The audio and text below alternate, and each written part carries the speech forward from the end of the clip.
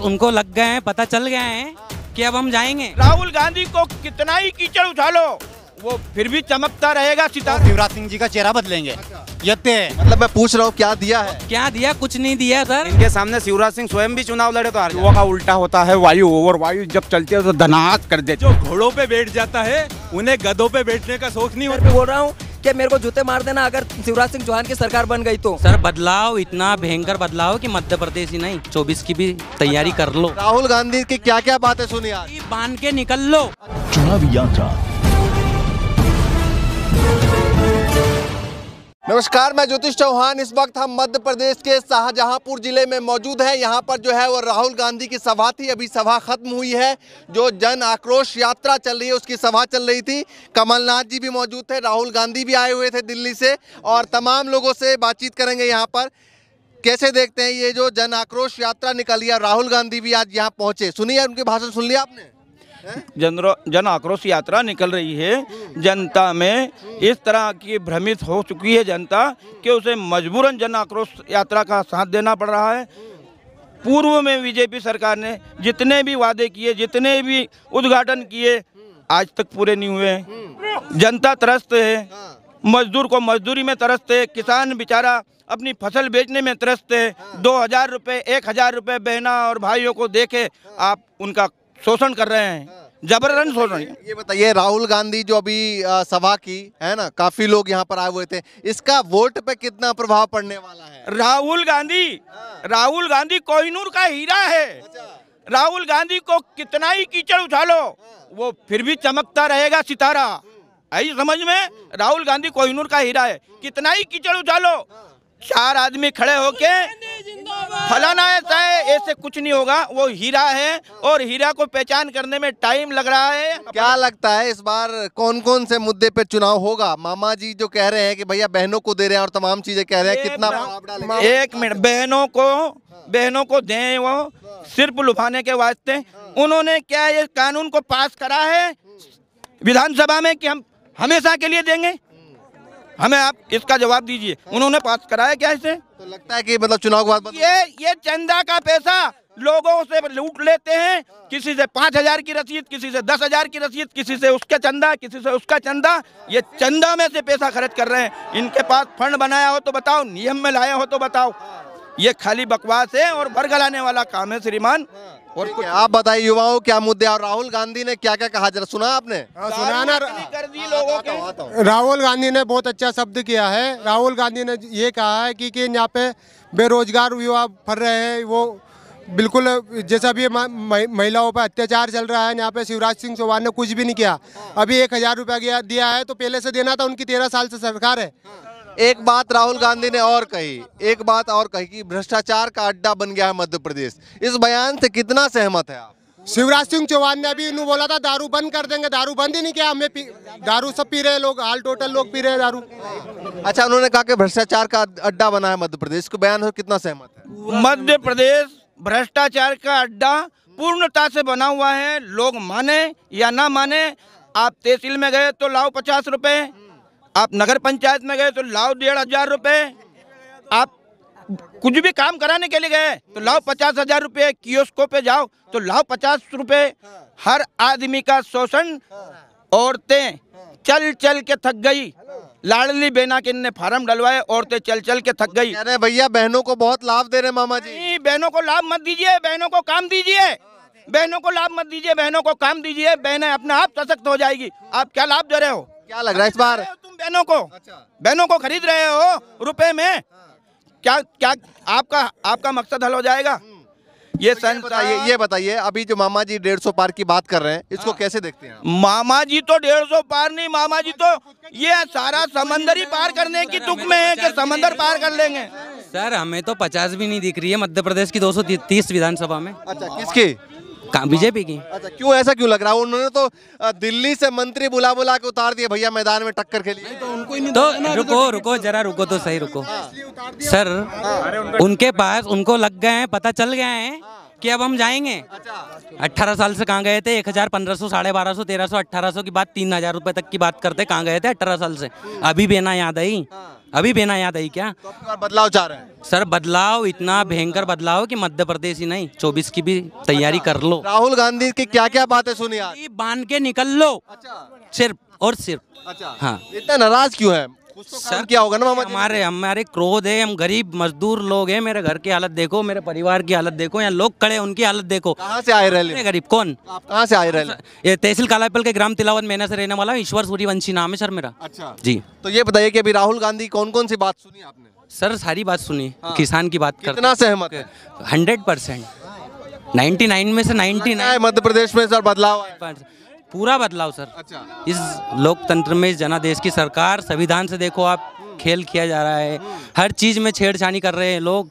हर लोगों को CDI वगैरह की जांच के उसमें फंसाए जा रहे हैं। अभी आम आदमी पार्टी देख लो, दिल्ली में है कोई सरकार है ऐसी? दिल्ली में तोड़ किया है। अरविंद केजरीवाल मानता हूँ उनको भी। कोई भी नेता हो मेरे लिए विकास कर रहा है तो अच्छा है। तो मामा जी क्यों नहीं अच्छे लग रहे 18 साल से? क्या किया सर? क्या दिया मामा जी ने? अच्छा, बताओ ना मुझे। मतलब मैं पूछ रहा हूँ क्या दिया है? क्या दिया? कुछ नहीं दिया सर। 18 साल अब तो लोकतंत्र की, इस जनादेश की सरकार ने इस जनादेश का कर्जा दिया मामा जी ने। वो 18 साल में 3,32,000 करोड़ का कर्जा दिया है। इसके अलावा कुछ साल में नहीं करा था। इतना कर्जा 10 साल में कर लिया। इतने साल में कांग्रेस ने 70 साल राज करा, उसमें नहीं करा था। इतना कर्जा ने 10 साल में कर लिया। यूथ के मुद्दे क्या? आता हूँ इसके बाद। यूथ के मुद्दे क्या भैया? सर जी इतना सा कहना चाहता हूँ, अभी तक मैं राजनीति पार्टी से नहीं हूँ। मैं बस छोटा सा एक कर्णी सैनिक परिवार से, एक छोटा सा कर्णी सैनिक हूँ। अभी 18 साल से, जैसे कि अभी 8 जनवरी को जन आंदोलन हुआ। करनी सेना से? हाँ, कर्णी सेना परिवार से एक छोटा सा सदस्य हूँ मैं। कर्णी सैनिक हूँ।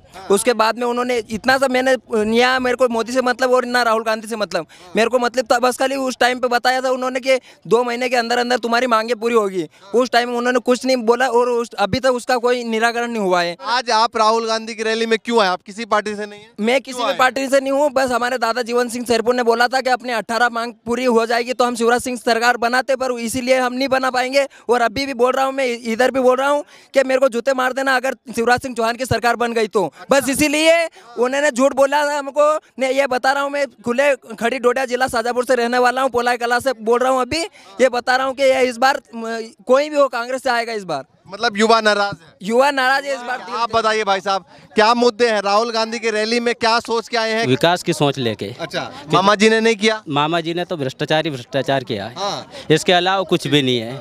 और अब की बार कांग्रेस की 180 पार रहेगी। अच्छा, मतलब बदलाव 180 पार? 180 पार सीट मामा जी रहेगी। भी 150 कह रहे हैं। अगर मामा दोनों- जी तो घोषणा बोलते बोलते ये पूरा 18 साल पूरे कर दिए। 180 में 50 जोड़ दे तो कितनी हो गई?